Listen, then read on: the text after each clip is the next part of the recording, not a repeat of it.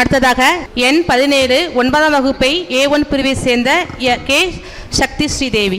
அனைவருக்கும் அன்பான வணக்கம். நான் உங்கள் முன் பேச வந்துள்ள தலைப்பு இன்றைய இளைய சமுதாயத்தின் பொறுப்புகள். மாணவர்களே, இளைய சமுதாயம் என்றால் யார் என்று உங்களுக்கு தெரியுமா?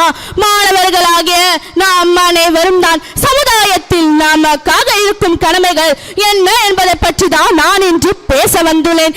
எதிர்கால இந்தியா மாணவர்களின் கையில் தான் உள்ளது என்று கூறினார் நேரு அவர்கள். நாடு நமக்காக என்ன செய்தது என எண்ணாமல் நாம் நாட்டிற்காக என்ன செய்தோம் என எண்ணினாலே சமுதாயத்தில் நமக்காக இருக்கும் கடமைகள் நம்மை தேடி தானாகவே வந்துவிடும். எல்லோரும் இன்புற்று இருக்கவே நினைப்பதுவே அல்லாமல் யாதொன்றும் அறியேன் பராபரமே என்கிறார் தாயுமானவர். மாணவர்களே, எந்தவித சுமையையும் சுகமாக சுமக்கும் ஒரு உன்னதம் ஒரு மனிதனுக்கு இருக்குமானால் அது மனித உருவில் உள்ள நம்மை இந்த சமுதாயத்தில் உலாவ விட்ட நம் பெற்றோர்களாகத்தான் இருக்க முடியும். அப்படிப்பட்ட பெற்றோர்களை மதித்து பேணி பாதுகாப்பவரால் மட்டும்தான் சமுதாய நலத்தின் மேலும் அக்கறை காட்ட முடியும். ஈன்ற பொழுதின் பெரிதுவக்கும் தன் மகனை சான்றோன் என கேட்டத்தாய் என்கிறார் வள்ளுவர். இந்த உலகத்தில் மாணவர்களாகிய நம்மை அழகும் மெருகும் நிறந்த சிலையாக யாரால் உருவாக்க முடியும்? சமுதாய சீர்தூக்கும் பொறுப்பில் உள்ள ஆசிரியர்களால் தானே முடியும். இதைத்தான் ஔவையாரும் இளமையில் கல் சிலையில் எழுத்து என்கிறார். இந்த மாணவர் பருவம்தான் வாழ்விலேயே விலை மதிக்க முடியாத கருவூலம். போட்டிகள் நிறைந்த இந்த உலகத்தில் நாம் சாதனையாளர்களாக மாற வேண்டும் என்றால் இளமையிலே கல்வியை கசடர கற்றால்தான் நாம் நாளைய சமுதாயத்தை உருவாக்க முடியும். ஒருமை கண் தான் கற்ற கல்வி ஒருவருக்கு எளிமையும் ஏமா புடைப்பு என்கிறார் வள்ளுவர். என்னும் எழுத்தும் கண்ணெனத்தகும் நம் முன்னாள் முதலமைச்சர் திரு காமராஜர் அவர்கள் கல்வியின் முக்கியத்துவத்தை உணர்ந்ததால் தானே நம் சமுதாயத்தில் பட்டி தொட்டி எல்லாம் பள்ளிக்கூடத்தை அமைத்து ஏழை எளிய மாணவர்களுக்கு இலவச உடை உணவு புத்தகம் வழங்கி கல்வி கண்ணை திறந்து வைத்தார். நம் மாணவ செல்வங்கள் மீது வைத்த நம்பிக்கையால் தானே நம் முன்னாள் ஜனாதிபதி திரு APJ அப்துல் கலாம் அவர்கள் நம்மை பார்த்து கனவு காணுங்கள் என்றால் தூக்கத்தில் வருவதல்ல கனவு, நம்மை தூங்க விடாமல் செய்வதுதான் கனவு. நம் மாணவர்களாகிய ஒவ்வொருவர் மனதிலும் ஒரு லட்சியத்தை ஏற்படுத்தி கொண்டு அதை அடைய தன்னம்பிக்கையுடனும் விடாமுயற்சியுடனும் போராடினால் மட்டுமே நம்மால் நாளை சமுதாயத்தை உருவாக்க முடியும். எழு விழித்திரு, உன் வாழ்வின் எல்லையை அடையும் வரை ஓயாதே என்கிறார் விவேகானந்தர். மாணவர்களே, நமது தேசப்பிதா மகாத்மா காந்தி அவர்கள் தனி மனித ஒழுக்க வாழ்வினால் தானே நம் சமுதாயத்தின் பொது வாழ்வை தூய்மைப்படுத்தியதோடு அஹிம்சை வழியில் நம் நாட்டிற்கும் சுதந்திரத்தை பெற்று தந்தார். நாமும் அவர் வழியை பின்பற்றி தனி மனித ஒழுக்க வாழ்வுடன் வன்முறை இல்லாத இளைய சமுதாயத்தை உருவாக்குவதே நமது பொறுப்பு. தீண்டாமை என்பது ஒரு மனிதநேயமற்ற செயல் மட்டுமல்ல, அது பெருங்குற்றம் கூட.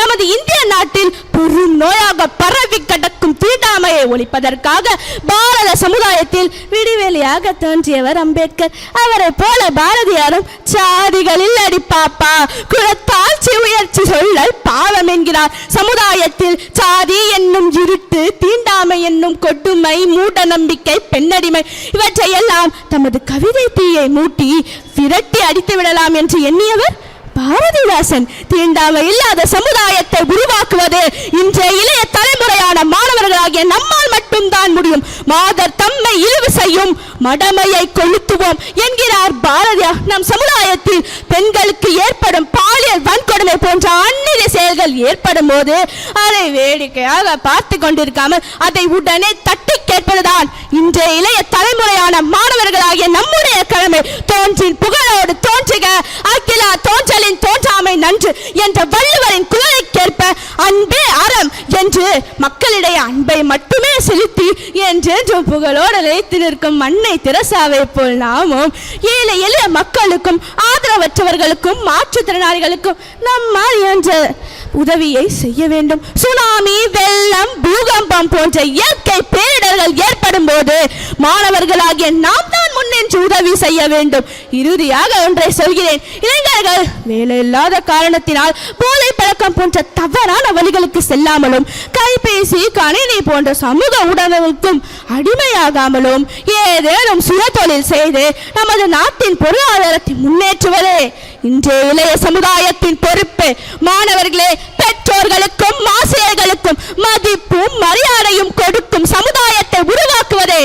நமது பொறுப்பு. அனைவருக்கும் கல்வி, மருத்துவம், மாசில்லாத சுற்றுச்சூழலை கொண்ட சமுதாயத்தை ஏற்படுத்தி தருவதே நமது பொறுப்பு. பாலியல் வன்கொடுமை, வன்முறை, தீவிரவாதம் இல்லாத சமுதாயத்தை உருவாக்குவதே நமது பொறுப்பு. அனாத ஆசிரமங்கள், முதியோர் இல்லங்கள் இல்லாத சமுதாயத்தை உருவாக்குவதே நமது பொறுப்பு. நாட்டுப்பற்று, சேவை மனப்பான்மை, தனி மனித ஒழுக்கம் கொண்ட இளைஞர்களை உருவாக்குவதே இன்றைய இளைய சமுதாயத்தின் பொறுப்பு என்று மீண்டும் ஒருமுறை கூறி விடைபெறுகிறேன். நன்றி, வணக்கம். இன்றைய இளைய சமுதாயத்தின் பொறுப்புகள் எவ்வாறு இருக்க வேண்டும் என்பதை அழகாக எடுத்துரைத்த சக்தி ஸ்ரீதேவிக்கு நன்றி.